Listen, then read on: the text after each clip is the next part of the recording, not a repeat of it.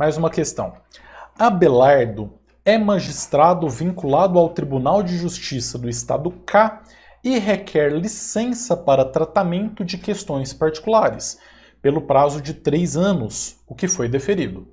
Como, antes de assumir o referido cargo, era advogado regularmente inscrito nos quadros da OAB, requer o seu reingresso, comprovando o afastamento das funções judicantes. Nos termos do Estatuto da Advocacia, assinale a afirmativa correta. Alternativa A incompatibilidade com a advocacia persiste mesmo após a aposentadoria do cargo efetivo.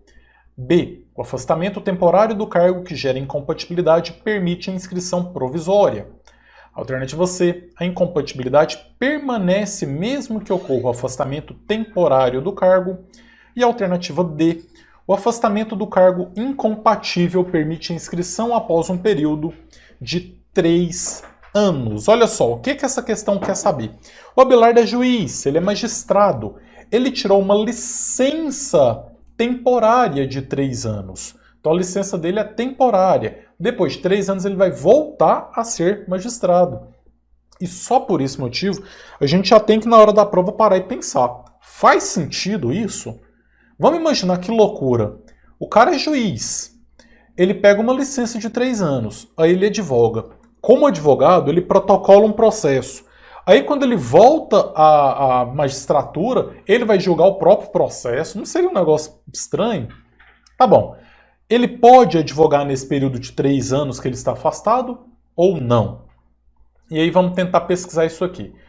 O examinador quer saber se o afastamento do cargo de juiz gera ou não incompatibilidade com o exercício da advocacia.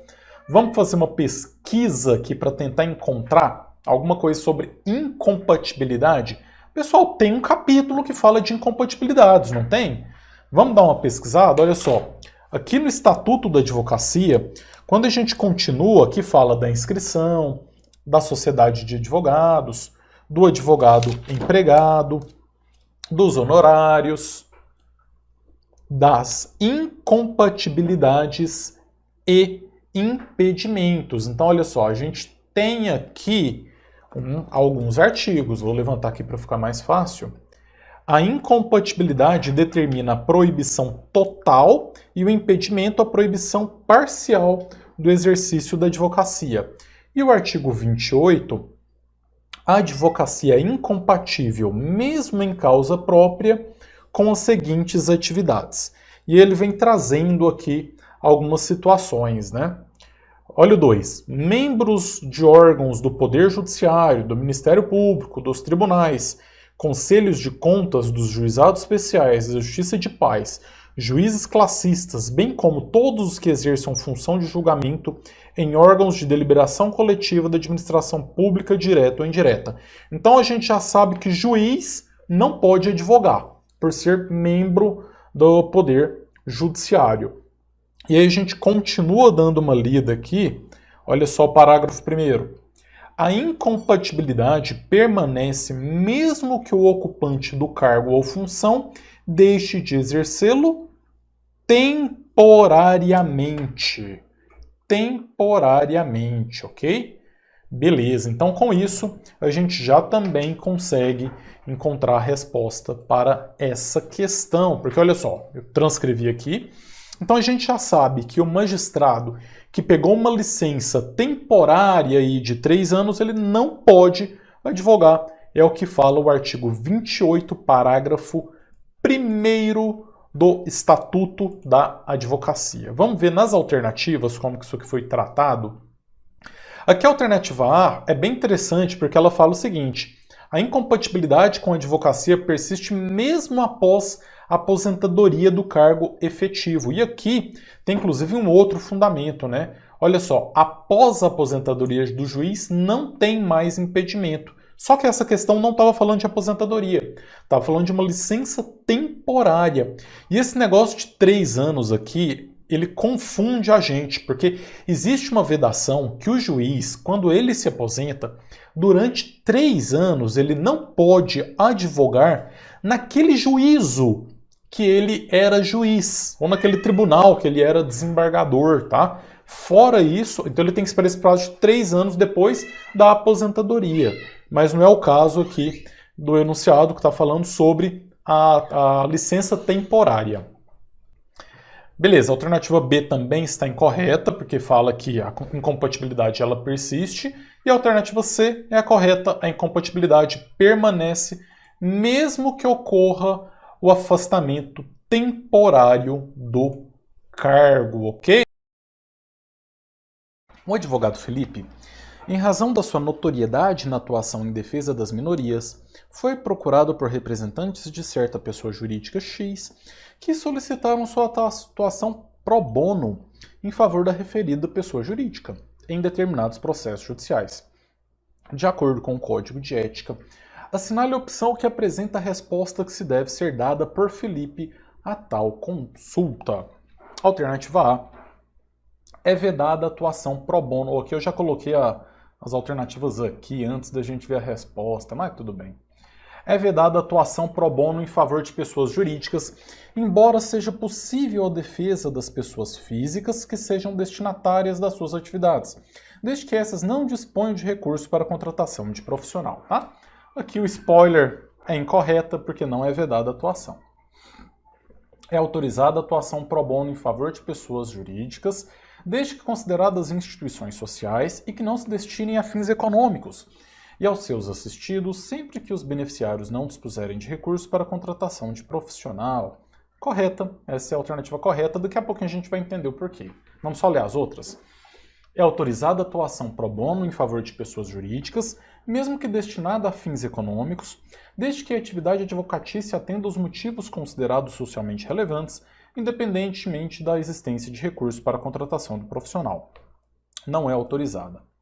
D. É autorizada a atuação pro bono em favor de pessoas jurídicas, mesmo que destinadas a fins econômicos, desde que a atividade advocatícia se dirija a motivos considerados socialmente relevantes e as pessoas físicas beneficiárias das suas atividades não dispõem de recurso para a contratação profissional, ok? Vamos lá, deixa eu já mostrar aqui qual que é o fundamento.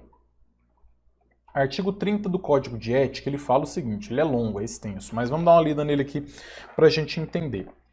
No exercício da advocacia pro bono e ao atuar como defensor nomeado, conveniado ou dativo, o advogado empregará o zelo e a dedicação habituais, de forma que a parte por ele assistida se sinta amparada e confie no seu patrocínio. Considera-se a advocacia pro bono a prestação gratuita, eventual e voluntária de serviços jurídicos em favor de instituições sociais sem fins econômicos. Aqui que está a palavra-chave, tá? Então, pode ser para instituições sociais, ok, sem fins econômicos. E aos seus assistidos, sempre que os beneficiários não dispuserem de recursos.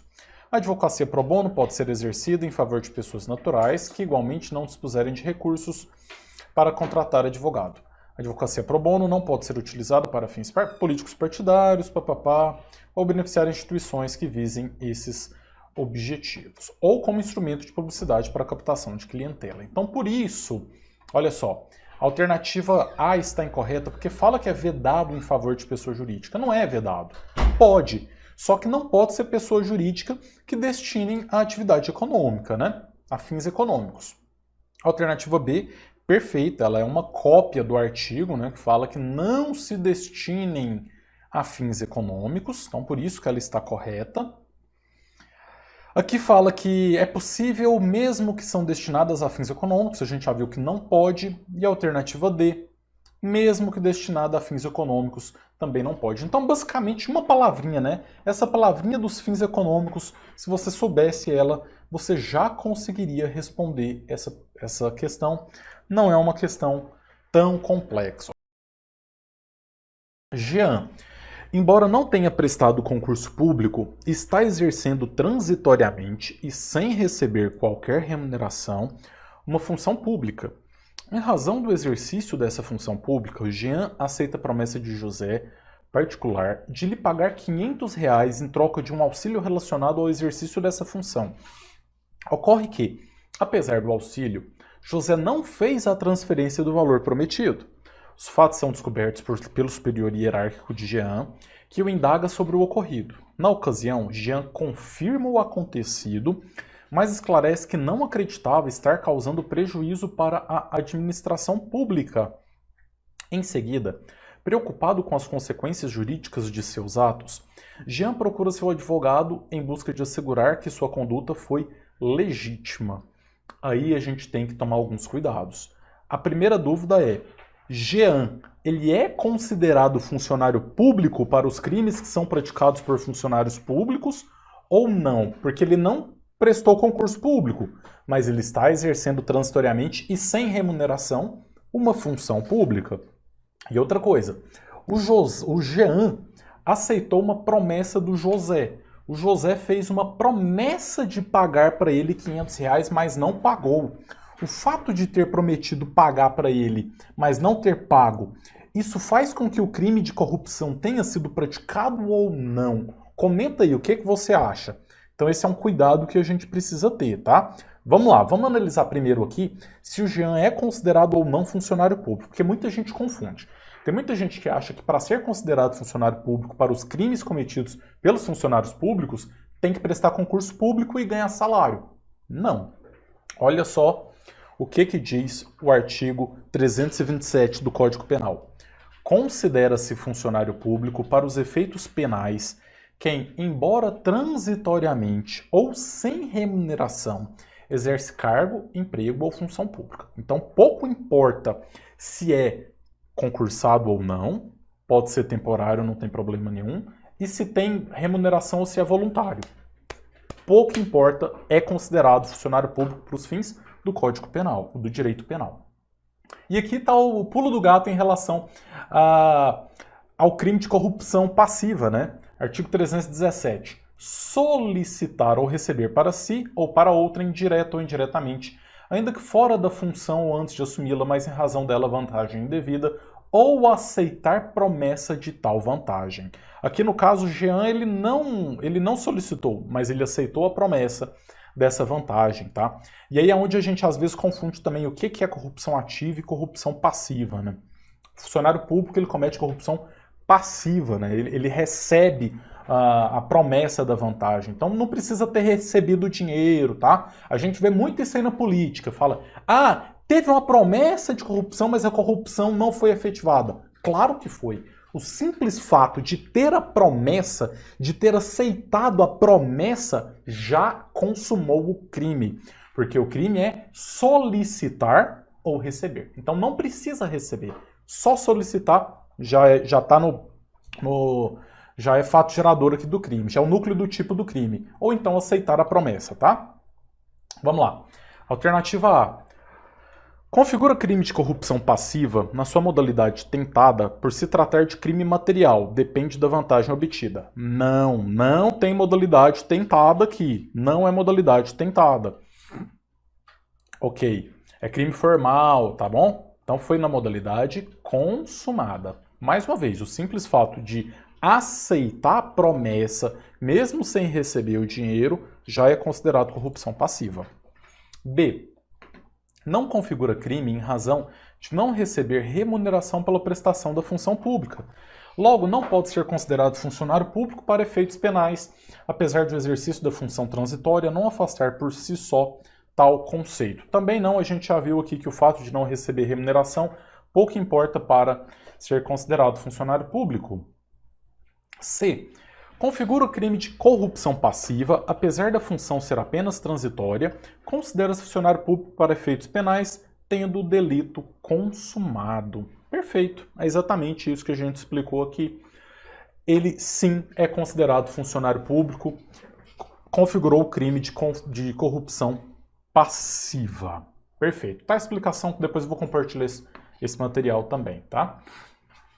D. Configura crime de corrupção ativa. Não, aqui o funcionário público ele cometeu o crime de corrupção passiva e não é modalidade tentada. Mais uma vez, o simples fato aqui dele aceitar receber, ele já cometeu o crime. A diferença é porque a corrupção ativa é para quem oferece, para quem promete.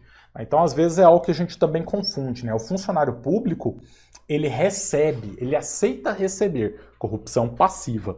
O terceiro, aquele que vai pagar, ele ofereceu, ele prometeu, ele praticou a corrupção ativa, tá bom? Trabalham para o mesmo empregador. Ambos são teletrabalhadores, tendo o empregador montado um home office no apartamento do casal, de onde eles trabalham na recepção e no tratamento de dados informatizados. Para a impressão dos dados que serão objetos de análise, o casal necessitará de algumas resmas de papel, assim como de toner para impressão, para a impressora que utilizarão. Assinale a opção que indica quem deverá arcar com esses gastos, de acordo com a CLT. É uma novidade. Novidade assim, não tem tanto tempo ainda, né? Aproximadamente 2 anos, que entrou na legislação trabalhista a regulamentação do trabalho em home office, o teletrabalho, né? E aqui é uma questão muito objetiva. Ou você lembra o que o artigo fala, ou você não lembra. Porque aqui a dúvida é, a responsabilidade para pagar esses gastos extraordinários é de quem? É do empregado que está em casa em teletrabalho? É do empregador, o empregador que tem que arcar? Ou isso tem que ser um acordo entre as partes no contrato? É isso que você tem que lembrar. E aqui a gente tem os artigos, tá? O 75D. As disposições relativas à responsabilidade pela aquisição, manutenção ou fornecimento dos equipamentos tecnológicos e da infraestrutura necessária e adequada prestação de trabalho remoto, bem como ao reembolso de despesas arcadas pelo empregado, serão previstas em contrato escrito. Então, tem que ser um acordo entre as partes realizado por meio de um contrato escrito, ok? Vamos lá às alternativas. A. Cada parte deverá arcar com 50% desse gasto. Errada, a gente já viu que tem que ser um acordo. B. A empresa deverá arcar com o gasto porque é seu risco do negócio. A gente tem uma tendência a escolher essa alternativa porque a gente acha na nossa cabeça que tudo é responsabilidade da empresa. Mas a gente tem que lembrar que nessa questão do teletrabalho é muito acordo entre as partes, tá? C. O casal deverá arcar com os gastos, pois não há como o empregador fiscalizar se o material será utilizado apenas no trabalho. D. A responsabilidade por esse gasto deverá ser prevista em contrato escrito. Alternativa D é a alternativa correta de acordo com a legislação, ok? Aí, ó, o Alexandre aqui foi naquela lógica que eu falei de que o nosso pensamento é achar que é tudo sempre responsabilidade do empregador. E aqui, nesse caso, não é o caso. É um acordo realmente que tem que ser realizado entre as partes, perfeito? O grupo de investidores está estimando custos para montar empresas em diversos ramos. Por isso, você, como advogado, para ser informado sobre os custos dos adicionais de periculosidade e insalubridade nas folhas de pagamento. Sobre a orientação dada, de acordo com o texto da CLT, assinale a afirmativa correta. Olha que interessante, esse é um enunciado que a gente precisa ler as alternativas para conseguir entender, né? Porque o enunciado, esse é simples. Ele fala que você foi contratado para falar sobre custos de adicional de insalubridade e periculosidade. O enunciado só falou isso. Então a pergunta mesmo está na alternativa, né? Então essa é até uma questão de interpretação de texto que a gente precisa entender com cuidado, né? Ler com cuidado também as alternativas, porque qual informação que esse enunciado deu para a gente? Zero, nenhuma. Só com o enunciado não dá para fazer nada. Mas vamos lá então, vamos para a primeira alternativa aqui.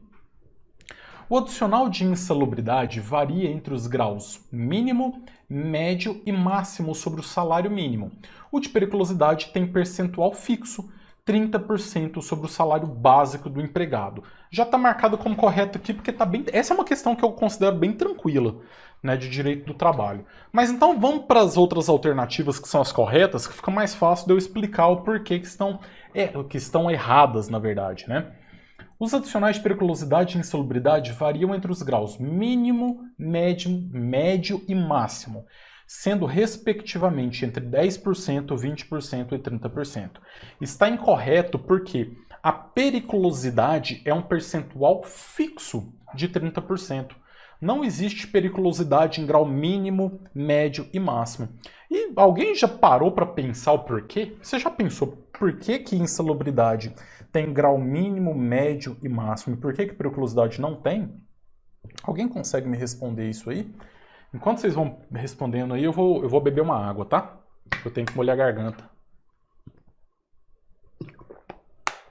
Vamos entender então a diferença entre o adicional de insalubridade e o adicional de periculosidade?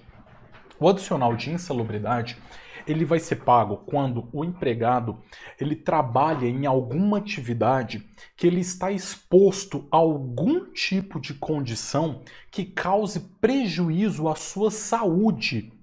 Então, se o empregado que está trabalhando naquela situação, ele pode ficar doente.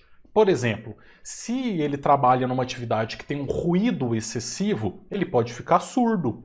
Se ele trabalha numa atividade que é muito quente e aí ele tem que sair para o frio, entra no quente, sai para o frio, ele pode ter algum tipo de problema de saúde, não sei qual, mas ele pode ter algum problema de saúde. Se ele trabalha exposto a agentes químicos, por exemplo, ele pode ser contaminado e ficar doente também. Então, quando você trabalha em condições que podem te deixar doente, pode ser uma condição que você está trabalhando que pode te deixar um pouquinho doente, mais ou menos doente ou muito doente. E é daí onde a gente tem os adicionais em grau mínimo, médio e máximo. Se for algum tipo de condição que vai afetar a sua saúde, mas não vai afetar tanto assim, grau mínimo, 10% de adicional. Se for uma condição média, 20%, grau médio. Agora, se for uma condição que é muito insalubre, né? É aquela situação ali que assim, você realmente tem chance de ficar doente por conta daquilo, máximo 40%. A periculosidade, o objetivo não é proteger a integridade física do empregado. Então, olha só, insalubridade, o objetivo é garantir a integridade física desse empregado que pode ficar doente. A periculosidade é garantir a vida do empregado. Porque o empregado que trabalha em condições perigosas, não é que ele pode ficar doente, ele pode morrer. Então é algo mais grave. E aí tem como você ter morte em grau mínimo, médio e máximo? Não. Ou você está trabalhando em uma condição que você tem chance não, né? Risco de morrer ou não. Por isso que a periculosidade é fixo de 30%. Por exemplo, se você trabalha exposto a condições de explosão, se explodir, você vai morrer. Periculosidade, 30% é fixo, ok? Então, essa é a diferença básica. Então, sempre lembre, insalubridade é porque o empregado pode ficar doente. E se ele pode ficar doente, tem graus diferentes de doenças. A periculosidade é perigo, é perigoso, perigo de morte. Então ele pode morrer. E se ele morreu, ele não tem como morrer mais ou menos. É só um resultado. Então por isso que é fixo adicional de 30%, tá? Nunca mais esqueçam disso, certo? Maravilha. Então vamos voltar aqui.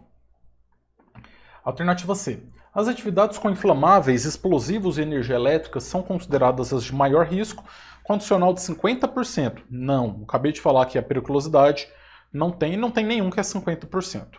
D. O direito do empregado ao adicional de insalubridade ou periculosidade só pode cessar com a mudança de função ou por determinação judicial.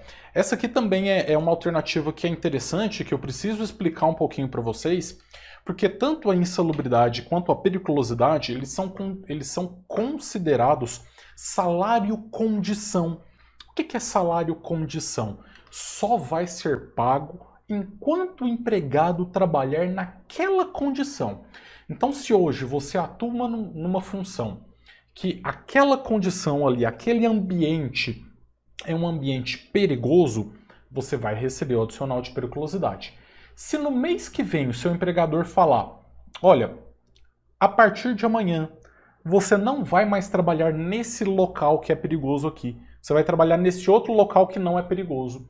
Ele pode ir lá e cortar o adicional de periculosidade? Pode. Isso não integra ao contrato de trabalho, não é direito adquirido. Só recebe o adicional enquanto estiver trabalhando naquela função. É a mesma coisa do adicional noturno. Só vai receber o adicional noturno enquanto estiver trabalhando depois das 22 horas. A partir do momento que mudou para o turno da manhã, não recebe mais o adicional noturno, ok? Maravilha. Então vamos lá, deixa eu voltar aqui mais uma vez. Só para dar uma passada aqui nos artigos para vocês, olha só. O artigo 192 da CLT. O exercício de trabalho em condições insalubres, acima dos limites de tolerância estabelecidos pelo Ministério do Trabalho, assegura a percepção de adicional, respectivamente, de 40%, 20% e 10% do salário mínimo da região, segundo se classifiquem nos graus máximo, médio e mínimo. 193. São consideradas atividades ou operações perigosas aquelas que, por sua natureza ou métodos de trabalho, impliquem risco acentuado em virtude de exposição permanente do trabalhador a. E aí ele vem falando, depois desse artigo, deu uma lida, tá? Explosão, energia, né? O trabalho utilizando motocicleta também, ok? A Lei Y do Estado Beta obriga pessoas físicas ou jurídicas, independentemente da atividade que exerçam. Olha aqui, pessoas físicas ou jurídicas, independentemente da atividade que exerçam, oferecer estacionamento ao público, a cercear o respectivo local e a manter funcionários próprios para a garantia da segurança, sob pena de pagamento de indenização em caso de prejuízos causados ao dono do veículo. A Confederação Nacional do Comércio procurou seus serviços como advogado visando obter esclarecimentos quanto à constitucionalidade da referida lei. Aí a minha pergunta para você é: nós estamos diante de um caso que está tratando sobre direito civil ou sobre direito do consumidor? Me responde aí se a gente está tratando de um caso de direito civil ou de direito do consumidor, porque isso vai ser importante também para a gente poder responder essa questão. Como que a gente faz para analisar isso?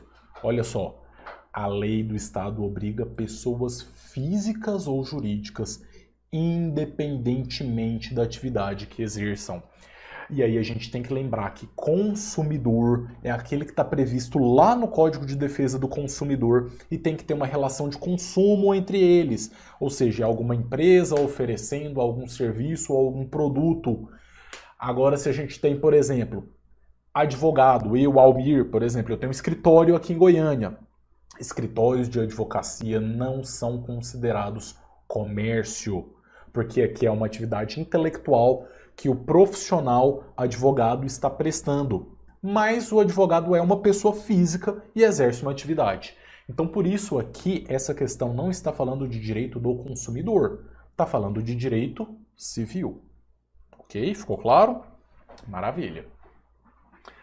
Aqui, por que a gente precisa saber? Competência privativa da União.